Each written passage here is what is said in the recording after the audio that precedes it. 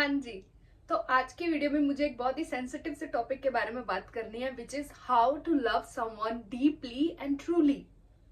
Normally जब हम कहते हैं ना कि मैं तुमको प्यार करता हूँ, फॉर एग्जाम्पल आपकी वाइफ है, हस्बैंड है, कोई गर्लफ्रेंड है, बॉयफ्रेंड है, कोई भी है, आप एक एनिमल को ही बोल रहे हो, आपका कोई पेट है, आप बोलते हो कि I love this animal, I love my wife. What do we really mean by this word love? Do we really know कि एक्चुअली में अगर हम किसी को प्यार करते हैं उसका मतलब क्या होता है? नॉर्मली हम बोलते हैं कि I love you. Why? Because you are giving me some feeling जो कि मेरी अपनी ही नीड है। मेरे को इमोशनल मेरी कुछ नीड्स हैं, वो मुझे फुलफिल करनी है, मुझे इस तरीके से फील करना है और तुम मुझे इस तरीके से फील करवा पा रहे हो। That's why I love you. This is what we normally mean by this word जब हम किसी को बोलते हैं कि मैं तुमको प्यार करता हूं, लेकिन हमें इतनी हिम्मत नहीं है ना कि हम सच को एक्सेप्ट कर लें। That's not true love, that's not the right way to love someone. Because अगर हम इस तरीके से बोलते हैं ना कि आई लव यू, देन तो वो हम यूज कर रहे हैं ना अगले बंदे को। जैसे कि अगर किसी ने अपनी फिजिकल नीड्स पूरी करने के लिए किसी बंदे को यूज करा, तो हम बोलते हैं ना कि हमने उस इंसान को यूज करा अपनी नीड के लिए। तो सिमिलरली हम सेम चीज करते हैं अपनी इमोशनल नीड्स के लिए भी। हमको किसी तरीके से फील करना होता है, हम उस अगले बंदे को यूज करते हैं अपनी उन नीड्स को, अपनी उन फीलिंग्स को फील करने के लिए। That's not love. तो मैं अपना एक पर्सनल एग्जांपल शेयर करती हूँ कि ना यहाँ पे पीछे एक बिल्ली है, तो ना वो बहुत क्यूट है। तो मेरे को ना बड़ा पसंद है कि ना मैं जाके बैठूं और उसको ना देखती रहूं। तो मैं ना उसको देखती भी रहती हूँ आराम से बैठ के। Why? Because she was making me feel कुछ जो मेरे को अच्छा लग रहा है। तो मैं बोली I love this cat. Why? Because इसको देख के ना मुझे अच्छा लग रहा है, मुझे किसी तरीके की फीलिंग हो रही है। But is that love? क्यों? क्योंकि जब मैं उसको देख रही होती हूँ ना दूर बैठ के, तो वो उसको ना नींद आ रही होती है, लेकिन वो इतनी अलर्ट होती है कि कहीं ये पता नहीं क्या करने है, ये मुझे क्यों देख रही है। She doesn't feel safe. तो वो सेफ नहीं फील करती है, तो उसको जब नींद आ रही होती है तो वो तो सो भी नहीं पाती है, जस्ट बिकॉज कि मैं वहां पे प्रेजेंट हूं, मैं वहां पे बैठी हूं। सो अगर मैं बोलूं कि आई लव दिस कैट, क्यों? क्योंकि मेरे को बड़ा अच्छा फील हो रहा है इसको देख के, ये बहुत क्यूट है, इसकी हरकतें देख के मुझे बड़ा अच्छा फील हो रहा है। That's not love. Love is कि मैं वहां से उठ के चली जाऊं ताकि उसके लिए जो सही है, उसको नींद आ रही है, वो सेफली सिक्योरली वहां पे सो पाए। That's love. That's loving someone deeply. That's loving someone truly. In love आप ये नहीं देखते हो कि अगला बंदा मेरी कौन सी नीड पूरी कर रहा है, या मेरे को एक सर्टन तरीके की फीलिंग दे पा रहा है या नहीं दे पा रहा। In love, in true love, you see कि इस बंदे के लिए क्या सही है, इस बच्चे के लिए क्या सही है। नॉर्मली जब हम अपने बच्चों को ही बोलते हैं कि आई लव माई किड्स, क्यों? क्योंकि वो हर कुछ कर रहे हैं जैसा कि आप चाहते हो, आप उनको कंट्रोल कर रहे हो, वो उसी तरीके से एक्ट कर रहे हैं जिस तरीके से समाज में, सोसाइटी में आपकी इमेज के लिए वो अच्छा है।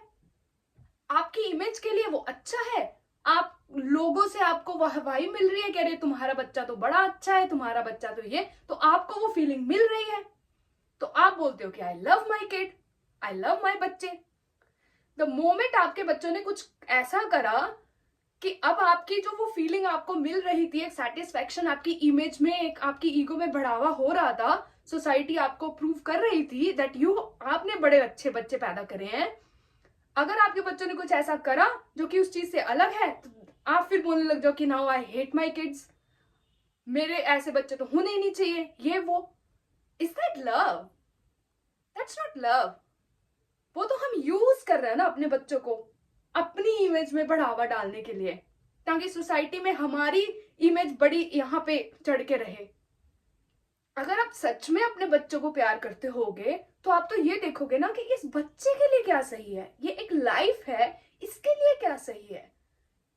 ये नहीं कि ये बच्चा मेरे लिए क्या कर पाएगा, लेकिन इसके लिए क्या सही है। इसके कुछ टैलेंट्स होंगे, ये एक यूनिक सी एक लाइफ पैदा हुई है, तो इसके अपने कुछ टैलेंट्स होंगे, इसके अपने कुछ ख्वाब होंगे, कुछ ड्रीम्स होंगे, कुछ ये बहुत इजीली कर पाता होगा, कुछ नेचुरली कर पाता होगा।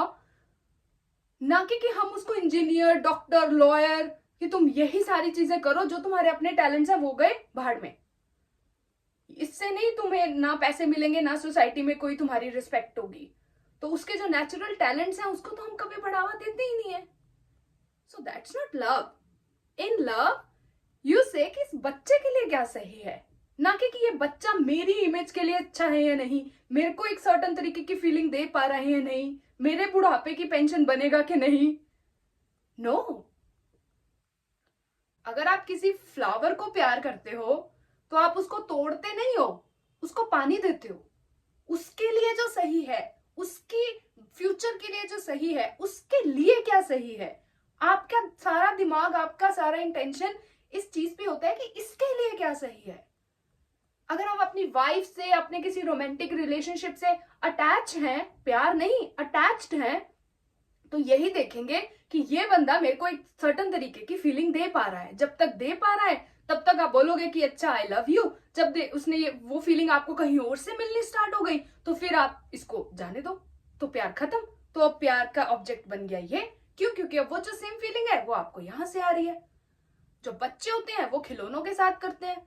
आपने कभी ऑब्जर्व करा होगा बच्चों को, तो वो एक खिलौने से खेलते रहते हैं, खेलते रहते हैं, खेलते रहते हैं, फिर उनको वहां से वो फीलिंग आनी बंद हो जाती है, तो अब उनको नया खिलौना चाहिए।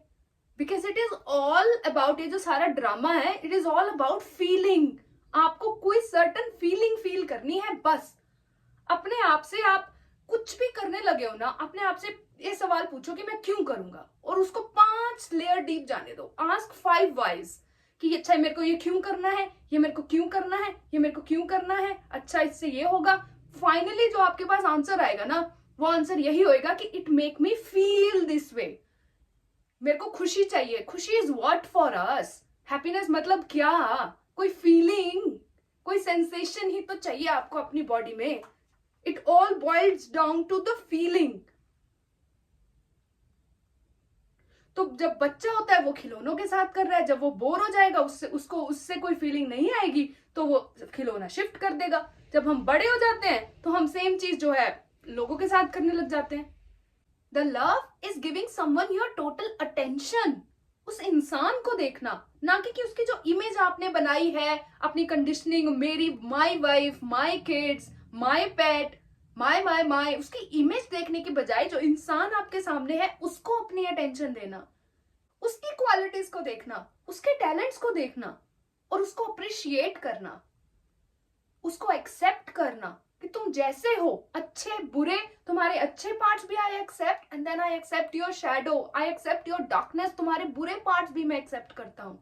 That's when you love someone deeply, when you don't try to control them, when you allow them to be themselves freely। तुम जो हो, जैसे हो, खुल के एक्सप्रेस करो खुद को।